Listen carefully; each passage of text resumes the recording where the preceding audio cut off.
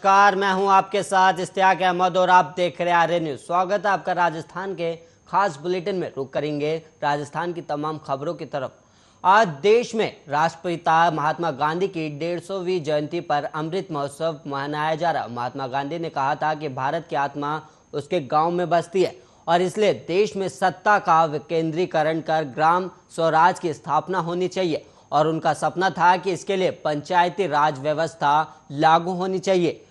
बापू की मौत के 2 साल बाद ग्राम स्वराज का उनका ये सपना राजस्थान के नागौर से पूरा हुआ और 2 अक्टूबर 1959 को बापू की जयंती पर देश के पहले पीएम पंडित जवाहरलाल नेहरू ने नागौर की धरती पर दीप प्रज्वलित कर पंचायती राज व्यवस्था को लागू किया और इस दौरान पंडित जवाहरलाल नेहरू ने कहा था कि इससे ग्रामीण विकास को एक अलग पहचान मिलने के साथ ही लोगों के लिए क्रांतिकारी परिवर्तन लेकर आएगी। और इसके बाद 1993 में 73वें संविधान संशोधन अधिनियम के द्वारा देश में त्रिस्तरीय पंचायती राज व्यवस्था को संवैधानिक दर्जा प्राप्त हुआ। बापू कहते थे कि आज़ादी की शुरुआत नीचे से होनी चाहिए, तभी सच्चे मायनों में देश के प्रत्येक आदमी को उसका हक और अधिकार मिल पाएंगे और इसके चलते विकास को देश के अंतिम कोने तक पहुंचाने की जरूरत है। और इसी मकसद से देश में पंचायती राज व्यवस्था लागू करने के लिए राष्ट्रीय विकास परिषद ने 1 अप्रैल 1998 को बलवंत राय मेहता कमेटी की गांव में त्रिस्तरीय पंचायती राज व्यवस्था की सिफारिशों को मंजूरी दी और इसके बाद तत्कालीन राजस्थान सरकार ने इस सपने को साकार करने के लिए देश में सबसे पहले 2 सितंबर 1959 को पंचायती राज एक्ट बना दिया।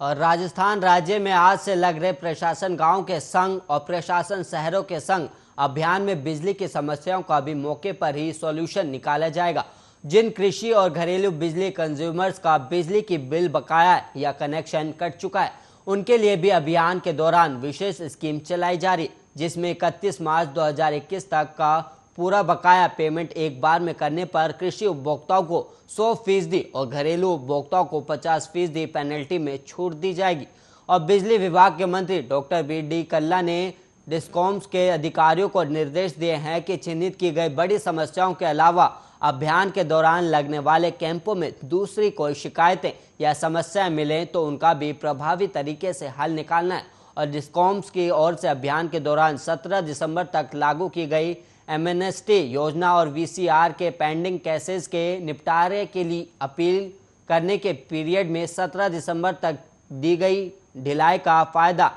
खेती बाड़ी करने वाले और घरेलू ग्राहकों को भी दिया जाए और इसके साथ ही किसानों को राहत देने के लिए लोड बढ़ाने की योजना को लागू करने का फैसला भी जल्द लिया जाएगा, जिससे कि स्कीम पर फायदा ज्यादा से ज्यादा किसान उठा सके। प्रशासन गांव और शहरों के संग अभियान के दौरान घरेलू और कृषि बिजली उपभोक्ताओं के लिए विद्युत वितरण निगमों ने एमएनएसटी योजना लागू की है और इस योजना में 31 मार्च 2021 तक का पूरा बकाया पेमेंट एक बार में करने पर कृषि उपभोक्ताओं को 100% और घरेलू उपभोक्ताओं को 50% पेनल्टी में छूट दी जाएगी। और ये स्कीम उन कस्टमर्स के लिए है जिनकी बिजली बिल पेंडिंग होने के कारण पेनल्टी का अमाउंट काफ़ी ज़्यादा बढ़ चुका है। और अध्यक्ष डिस्कॉम्स भास्कर ए सावंत ने बताया कि कोविड-19 के वक्त पैदा हुए हालात देखते हुए साथ ही कृषि और घरेलू श्रेणी के रेगुलर और जिनका बिजली कनेक्शन कट चुका है, ऐसे कस्टमर्स को बकाया पेमेंट जमा करने के लिए मोटिवेट करने के लिए प्रशासन गांव और शहरों के संग अभियान के दौरान इस योजना को 17 दिसंबर 2021 तक लागू करने का फैसला लिया गया और योजना के तहत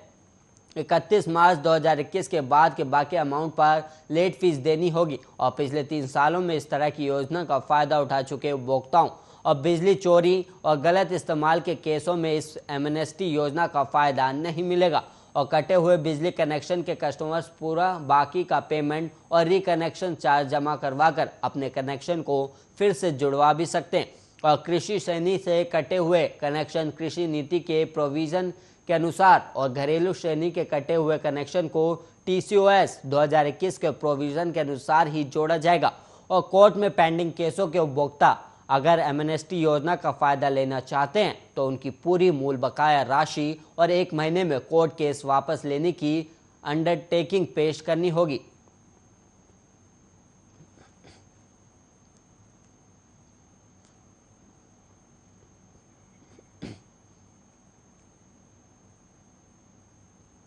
जयपुर में एक किन्नर का अपहरण कर उसके साथ अश्लील हरकत करने का मामला सामने आया और किन्नर के बाल मुंडवाते हुए एक वीडियो भी है। दरअसल 50 गांव के इलाके को लेकर किन्नर का विवाद उसी के साथ ही किन्नरों से चल रहा था और किन्नर का अपहरण कर उसके साथ ही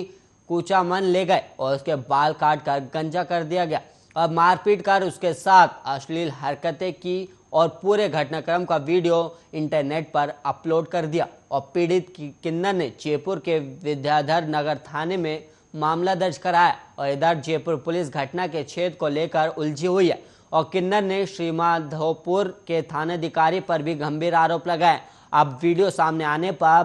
पीड़ित किन्नर ने शुक्रवार को सबके सामने अपनी बात रखी है और विद्याधर नगर की रहने वाली किन्नर ने बताया कि वो कूचामन की रहने वाली काजू बाई की चेली थी और उसे सीकर के 50 गांव की जागीर दी गई और वो गांव से बधाई लेकर गुरु काजू बाई को देती थी और उसका विवाद अन्य किन्नरों से हो गया। तब किन्नर राजकुमारी निवासी मेड़ाता, पूजा बाई निवासी रेनवाला, काजू बाई निवासी कूचामन और 3 अन्य ने 25 जुलाई को उसका अपहरण कर लिया और कमरे में बंद कर हाथ पैर बांध दिए और उसके साथ मारपीट और अश्लील हरकतें की गई और उसे कुछ अश्लील हरकतें भी की गई और वीडियो बना लिया गया और फिर इंटरनेट पर अपलोड कर दिए और उसके कपड़े फाड़ डाले, नग्न कर चारों तरफ घुमाया और उसकी चेन और 25,000 रुपये निकाल लिए गए। और किन्नरों को अलग अलग गांव और शहरों के क्षेत्र बांटे जाते हैं और इन्हीं क्षेत्र और गांव में ही इन्हें बधाई लेने का अधिकार होता है और इन अधिकार क्षेत्रों के अलावा किसी दूसरे के इलाकों में जाने की इजाज़त नहीं होती है और इसी जागीर कहते हैं और इनका बंटवारा गुरु द्वारा किया जाता है और वो किसी भी चेले को अपने हिसाब से क्षेत्र बांट सकता है।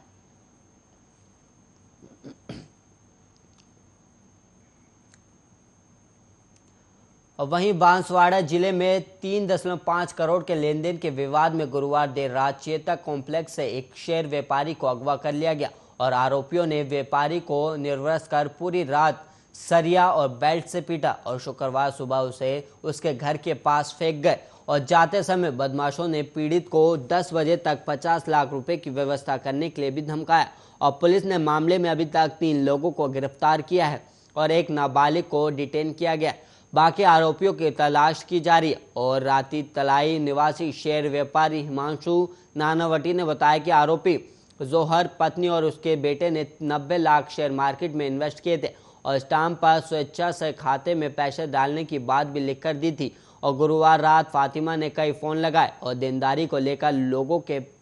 पैसे मांगने की बात कहकर रात को ही बुलाया और उसे आशंका थी, इसलिए वो चेतक कॉम्प्लेक्स तक जाते समय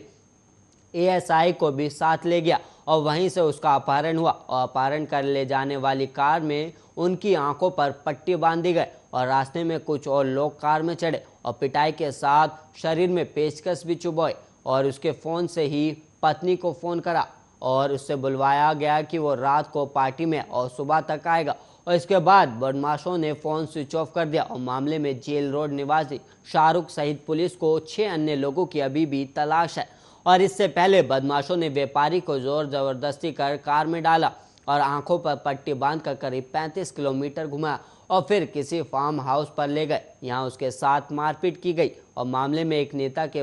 बेटे का नाम भी चर्चा में। हालांकि पीड़ित से लेकर पुलिस स्तर पर अब तक इसकी पुष्टि नहीं की गई है।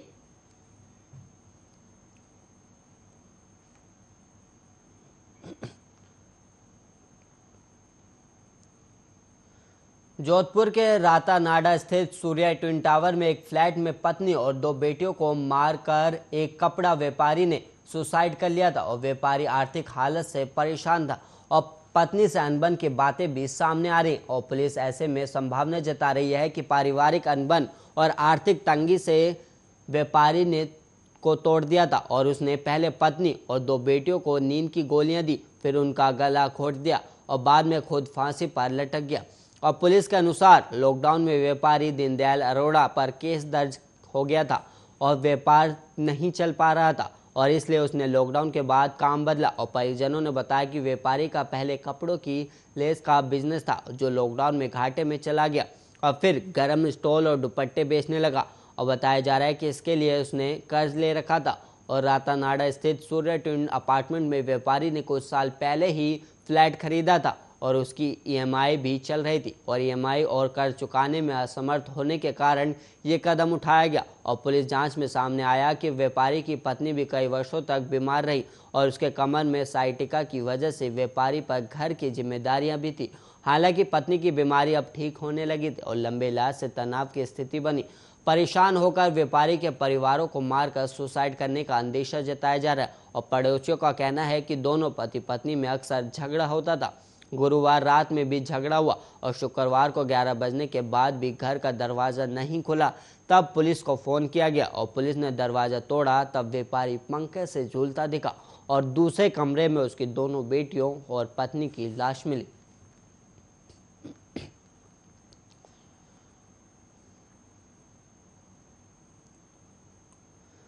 राजस्थान के धौलपुर जिले के बाड़ी थाना इलाके में पुलिसकर्मियों पर हमले का मामला सामने आया, जिसमें पुलिसकर्मियों के साथ मारपीट हुई है और उनका मोबाइल को भी तोड़ दिया गया है। और घटना कस्बे के एसबीआई और पीएनबी बैंक के ठीक बीच में स्थित एक ई-मित्र केंद्र की गुरुवार की बताई जा रही है। और जानकारी के मुताबिक जब ई-मित्र संचालक ने झगड़े के दौरान रास्ते में गुजर रही पुलिस को आवाज लगाई तो पुलिस ने मौके पर पहुंचकर झगड़े को निपटाने का प्रयास किया, लेकिन आरोपियों ने पुलिस पर ही हमला कर दिया। और इस दौरान पुलिस जवान ने जब मोबाइल से थाने में सूचना कर मदद मांगने की कोशिश की तो आरोपियों ने उसके मोबाइल को छुड़ाकर सड़क पर फेंक दिया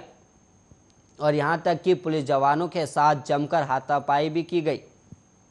घटना का वीडियो जब सोशल मीडिया ग्रुप पर वायरल हुआ तो पुलिस के अधिकारी मौके पर पहुंचे और आरोपियों को पकड़कर थाने लाए। घटना को लेकर बाड़ी थाना एसएचओ गजानंद चौधरी का कहना है कि बैंकों के पास किसी ई-मित्र केंद्र पर झगड़ा हो रहा था। जब पुलिस झगड़े को शांत कराने गई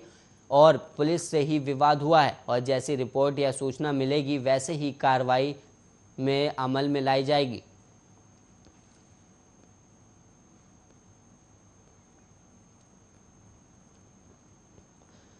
तीन अक्टूबर को लंदन में होने जा रही मैराथन में भारत से एकमात्र धावक गोवर्धन मीणा का चयन हुआ है और सोशल मीडिया पर चले कैंपेन के बाद गोवर्धन को लंदन दूतावास ने वीज़ा जारी किया है। और लेकिन गोवर्धन का जयपुर से लंदन तक का सफ़र इतना आसान नहीं था। जयपुर के जमवाड़ा मार्ग में रहने वाले गोवर्धन बचपन से ही खेलों में काफ़ी रुचि रखते थे, लेकिन परिवार की आर्थिक स्थिति कमज़ोर होने की वजह से गोवर्धन को कभी खेलने का मौका नहीं मिल पाया। और इसके बाद गोवर्धन ने दौड़ना शुरू किया, जिसके बाद गोवर्धन इतना आगे बढ़ गए हैं कि अब वो लंदन में भारत का प्रतिनिधित्व करेंगे। और गोवर्धन ने बताया कि साल 1995 में राजस्थान पुलिस की भर्ती निकली थी और पहली बार मैं इस भर्ती में एक अभ्यर्थी के तौर पर दौड़ा था, जिसमें 2400 मीटर की दौड़ मैंने महज 8 मिनट में पूरी कर ली थी, जिसमें मैं पहले नंबर पर आया था। लेकिन कम पढ़ा लिखा होने की वजह से लिखित परीक्षा में सफल नहीं हो पाया, जिसकी वजह से मेरी नौकरी नहीं लग पाई।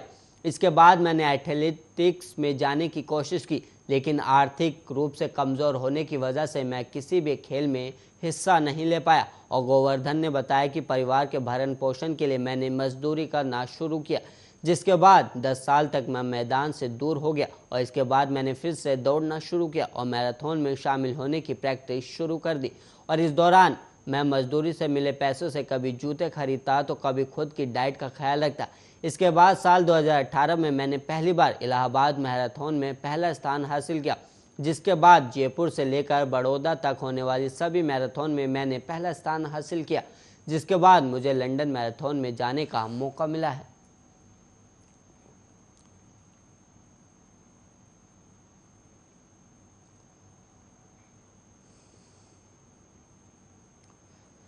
राजस्थान में मानसून खत्म होने जा रहा है और बारिश का अंतिम दौर राजस्थान के पश्चिमी रेगिस्तानी हिस्सों को तरबतर कर रहा है। और राजस्थान के जिन 11 जिलों में पानी सबसे कम गिरा था, उन्हीं जिलों में अंतिम दौर के मानसून ने हिसाब न सिर्फ बराबर कर दिया बल्कि औसत में तो पूर्वी राजस्थान से भी ज़्यादा बरस गए। और इस बार मानसून ने एकदम उलट हालात पैदा किए, जहां कम बारिश वाले जैसलमेर में उम्मीद से ज़्यादा बरस गए और वहीं पाली, जालौर और बाड़मेर में उम्मीद से भी कम पानी गिरा। एक महीने पहले लग रहा था कि पश्चिमी राजस्थान के 11 जिलों में सामान्य से भी कम बारिश होगी, लेकिन आज औसत से 20% ज़्यादा बारिश हो चुकी है, जबकि पूर्वी राजस्थान में औसत से 16% ज़्यादा बारिश हुई है। और पश्चिमी राजस्थान में आमतौर पर जैसलमेर में सबसे कम बारिश होती है और श्रीगंगानगर में हरियाली होने के कारण अच्छी बारिश की उम्मीद की जाती है। और इस विचार के विपरीत इस बार जैसलमेर में मानसून ने सबसे पहले राहत बरसाई और पश्चिमी राजस्थान में अगर कहीं औसत से ज़्यादा बारिश हुई है तो उसमें जैसलमेर सबसे आगे रहा। यहाँ 69% ज़्यादा बारिश हुई। आमतौर पर यहाँ 162 मिलीमीटर बारिश होती है, लेकिन इस बार यहाँ 273 मिलीमीटर बारिश हुई है। और वही श्रीगंगानगर में हरियाली के कारण ज़्यादा बारिश की उम्मीद की जाती है और यहाँ 201 मिलीमीटर बारिश औसतन होती है, लेकिन इस बार 143 मिलीमीटर बारिश ही हुई है, जो औसत से 29% कम है। और औसत बारिश में श्रीगंगानगर सबसे पीछे रहा।